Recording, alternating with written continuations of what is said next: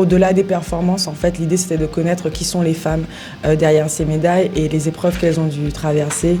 On parle de courage, on parle de résilience et on parle de belles histoires de femmes athlètes. J'ai adoré les images, on voit qu'il y a vraiment un gros travail de direction artistique.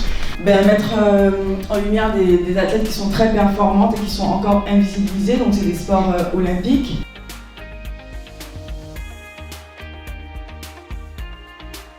Et il s'est trouvé que pendant très longtemps, il n'y avait aucun festival ou marché du documentaire consacré uniquement au sport. Et alors, vous imaginez en plus que le documentaire sportif sur les femmes, il y en avait encore moins. Pour lutter contre l'invisibilité des femmes et sportives, le plus simple, c'est qu'on crée notre propre festival. En fait, c'est le premier festival qu'on porte en tant qu'association, donc c'est déjà une fierté d'avoir été choisie par Alice Mia pour porter ce festival en dehors de Paris. Le fait d'être à Lille et le fait de le faire dans ce cadre magnifique du Palais des Beaux-Arts, je pense que ça met encore plus en lumière le festival et donc les sportifs qui sont mis en avant. D'être ambassadrice aussi, ça, je pense que c'est très important en tant que sportif. On a l'occasion d'avoir la parole, d'organiser quelque chose pour justement mettre en lumière ce que peut-être certaines ne sont pas en mesure de faire. On l'a un petit peu montré dans la série sportive, mais là aussi dans la série Virago, on se rend compte que le monde des sports modernes a été fait par et pour les hommes et que les femmes ont dû absolument lutter malgré énormément de freins, de résistance pour pouvoir exister. Je pense que nous, l'idée, c'était de pouvoir un peu briser les codes traditionnels de représentation du sport féminin. Moi, je suis un peu bouleversée. Il m'a vraiment marqué, il m'a retourné ce documentaire. Je me suis rendu compte, en fait, en prenant du recul de tout ce que j'avais vécu, de tout ce que j'avais partagé, de toutes les personnes avec qui j'avais vécu aussi ces moments-là. Et en fait, je trouvais ça dommage que ça se termine juste par un petit post sur les réseaux sociaux ou un article dans les médias. Et du coup, je me suis dit, écrivons une belle fin à cette belle aventure. On a la chance de le vivre maintenant depuis 4 ans, ce festival, et c'est quelque chose qui permet d'avoir des rôles modèles sur lesquels s'appuyer, au niveau des sportifs, mais aussi tout l'entourage qu'on voit autour de ces athlètes.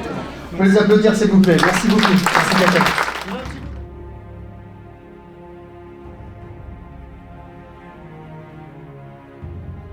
On sait que la question de la santé mentale est extrêmement importante et elle touche en particulier la jeune génération.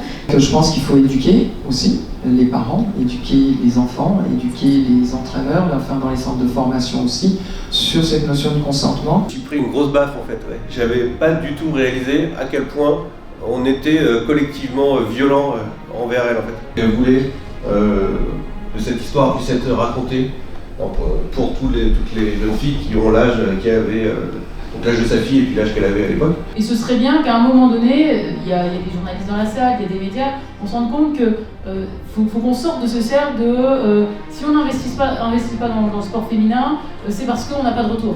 Il faut vraiment le voir dans l'autre sens, c'est parce qu'on va investir qu'il va y avoir des retours et que tout doucement ce sera plus facile pour les sportifs de s'émanciper. Pauline a été sauvée grâce au sport. Le sport, avec Pauline, a eu le rôle de rédemption qu'il devrait toujours avoir. Il a fait d'elle une femme et une championne. Et elle est toujours debout aujourd'hui. C'est pour ça que je trouvais que porter son message, qui en fait est un message d'espoir, ça valait la peine d'être raconté dans un livre. Enfin, longue vie à ce festival. On espère qu'il y aura encore des éditions chaque année.